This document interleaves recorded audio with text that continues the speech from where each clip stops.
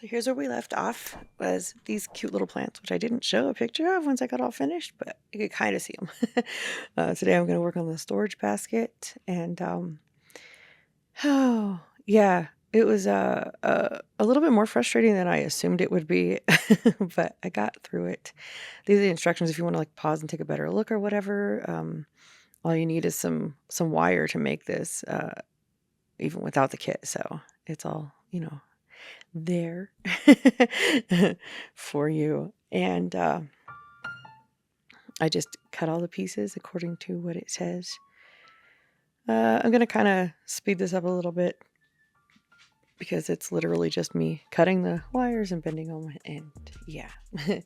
Anyway, while I'm doing that, I will tell you, I found this to be a little bit more daunting of a task than I assumed it would be, but I got there in the end. I didn't film all of it because by the time I got to the point of actually finding a way to use a glue that would actually hold and not make me completely go insane, I had already given up on recording and turned my camera off. So I'll just explain the process to you here. There's plenty of videos, other people have done this type of thing. If you need further instruction or want me to like make a video of it or whatever, I will. But basically, you just take all of your pieces that you have bent in all the shapes that they need to be, put them together like you normally would if you were gluing them, and then dot a little bit of super glue on the joint and then dip it in baking soda or sprinkle baking soda over it. That combination sets almost immediately, so it's a lot easier than trying to hold the pieces while the glue dries. If you're new here, I'm Reagan. I build things, I make things, I love miniatures, and if you do too, you can click the thing and hang out.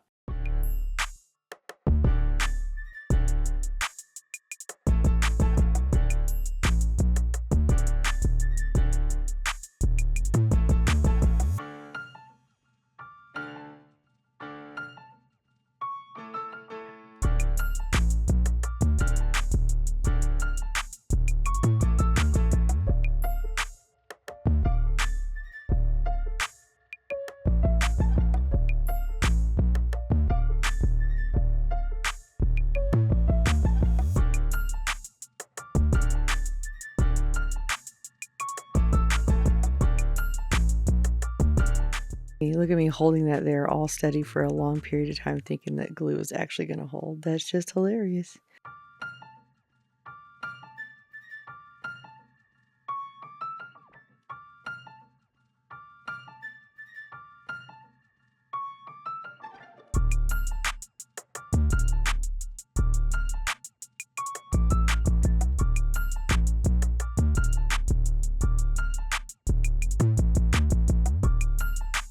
There it is, good old Instacure and some baking soda.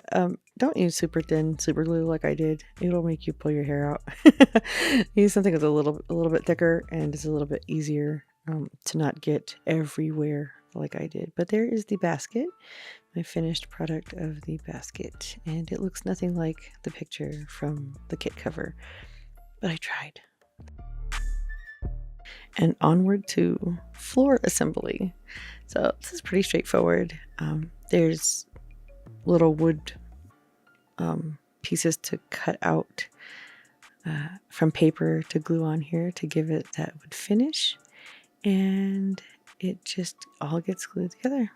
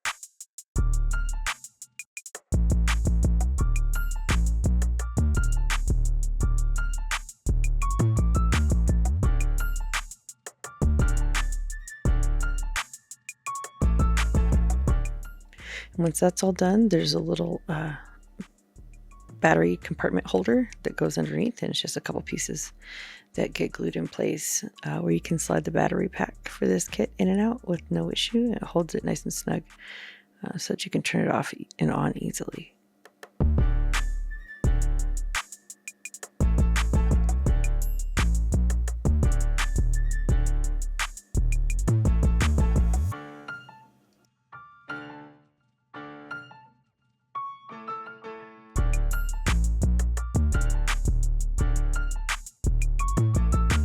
So onward to one of the interior walls. If you might have noticed, I'm using just a regular school glue stick for a lot of this. I kind of like to do that because it's not as permanent. It's a little bit easier to remove things if I decide to change my mind or want to change the kit up some. And this one I definitely bought for its outside structure for the bones, not for the little stuff that goes in it. So I didn't commit to putting a more permanent glue on to hold this on.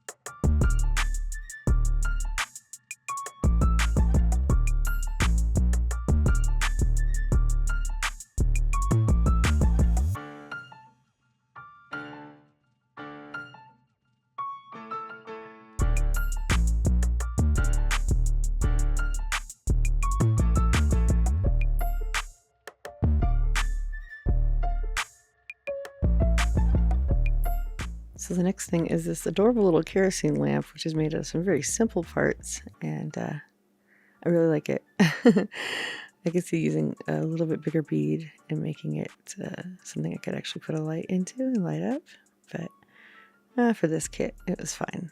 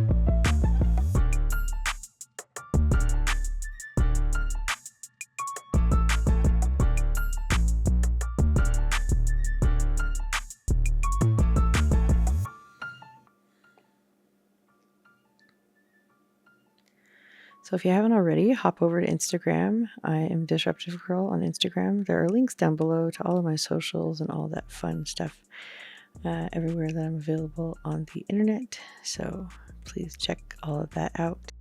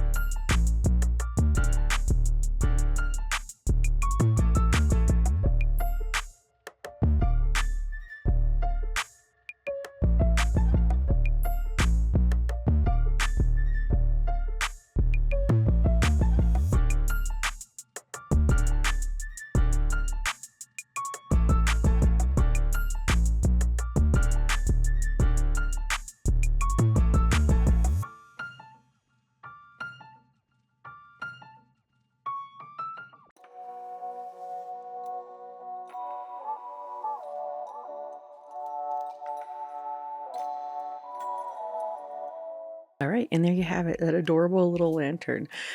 So many thanks to my patrons, and I'm going to get out of here, and I will see you for the next part of this adorable little build. Thank you.